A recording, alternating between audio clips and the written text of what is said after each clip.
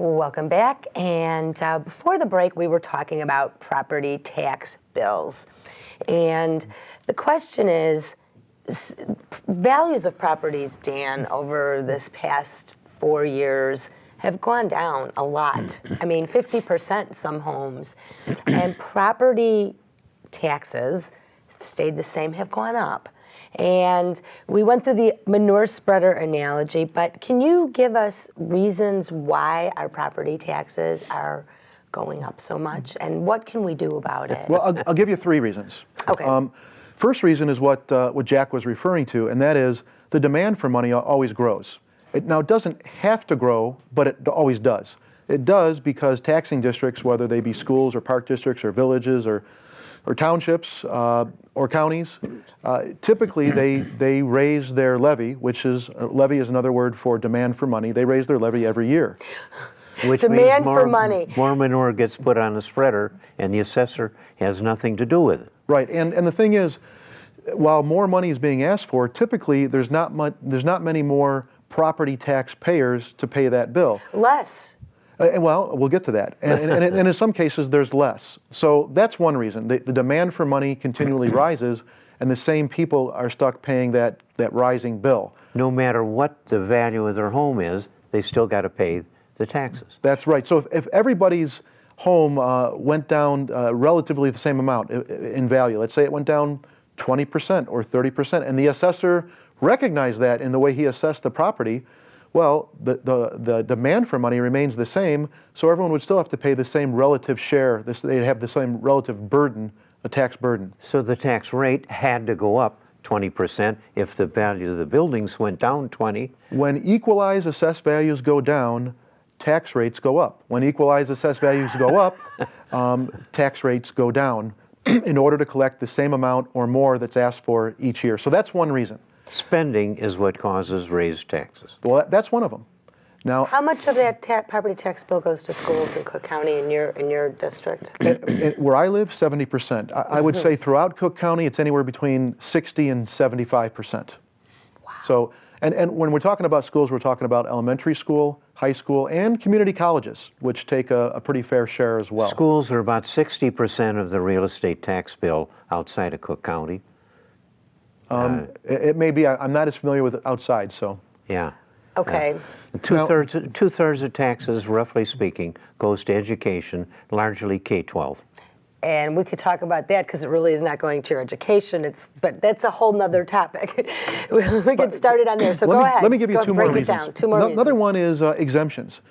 If you were receiving an exemption last year that you didn't get this year, that's going to cost you money. For instance, a couple of years ago, the state legislature passed a law saying that senior citizens who were already receiving the senior exemption, it used to renew every year. Automatically, because you're a senior once, that's it. You're not going to not be a senior. Well, the law they passed said you have to renew it every year. In other words, you have to fill out an application. Well, in Cook County last year, there were 50,000 people who received the exemption last year who didn't get it in their most recent tax bill, mostly because they didn't know they had to reapply or they didn't know how to reapply. Whatever the reason was, it cost them money. Now, of course, those people can go back and file what's called a certificate of error with the Cook County Assessor's Office, and they get a refund. But More of course, paperwork. It's more paperwork. Who's paying for all this paperwork of people refiling and people? Exactly, it's not efficient. Now, let me give you a third reason, and that's the economy, and it's also what Jack mentioned earlier, and you had a question about regarding the business property. In Cook County, and only in Cook County, business property pays 2.5 times more in property taxes than residential property because they're assessed at 25% of their value while residential is assessed at 10% of their value.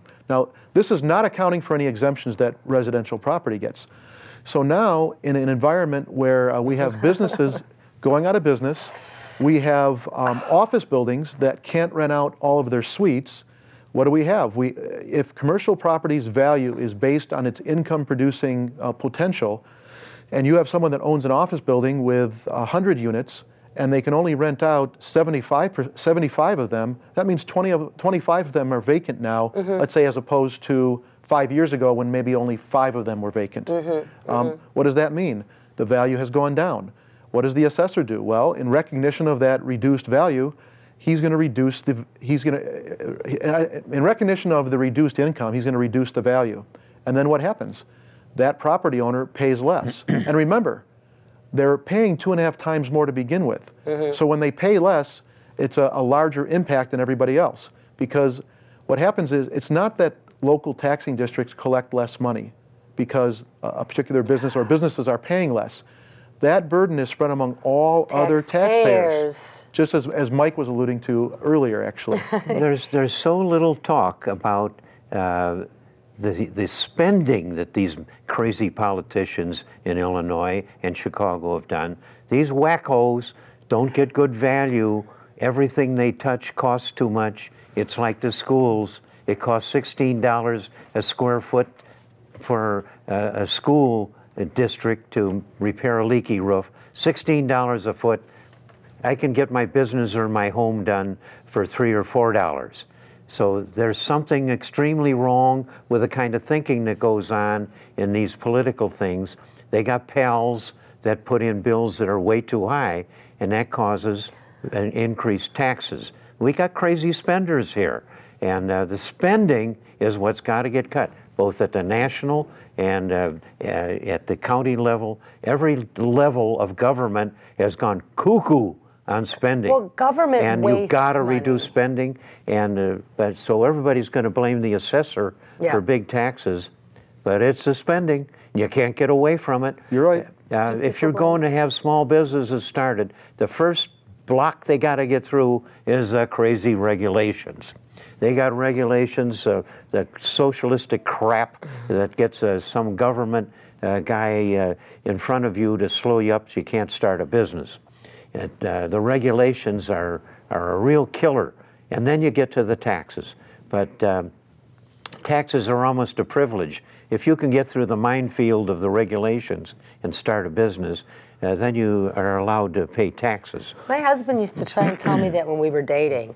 I was like, gosh, all these taxes. He goes, it's a privilege to pay taxes. I quite don't look at it I the don't same agree way. with that, but it emphasizes only you're being the successful. regulations are Right. the first minefield Right. you got to go through in getting a.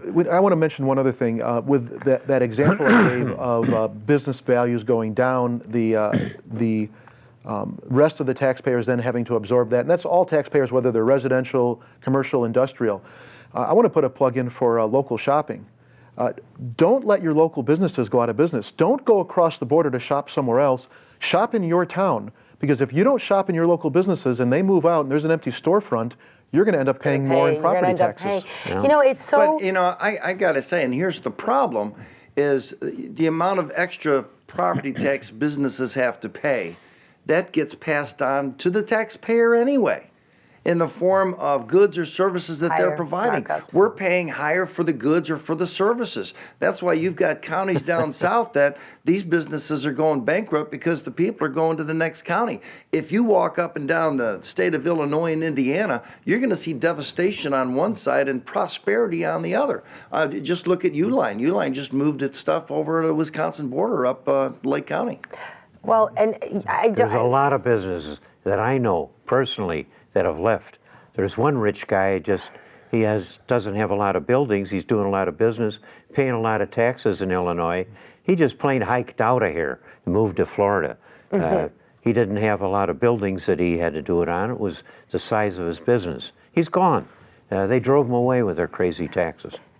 Dan, you're the northwest suburban area. A lot of it, you're the northwest suburban. I'm sure you've driven around and seen empty strip malls, empty office buildings. It's devastating. It is truly devastating. And how are we going to do better? What can we do to start? Easy. Stop the spending. Well, Obama is crazy. This guy is spending money by the trillions. There is no way out of raising taxes to pay for that crap. You got to stop the spending. Stop the spending. Government takes and wastes money. If they spend it, we will pay the taxes for it. That's all there is to it. The law of gravity or something that can't be stopped says if they spend it, we will pay the taxes. So they're arguing about the amount of the taxes. Get these crazy people that are like Obama, that have got all of these entitlements going. They're spending the bloody money, and we that work are going to have to pay the tax. Nothing works as long as these idiots like Obama. He is the worst example we've ever had in this country. He spent more bloody money than everybody that preceded him. Well, you know what? We're going to have an election in 2012, and we could talk about that when we come back.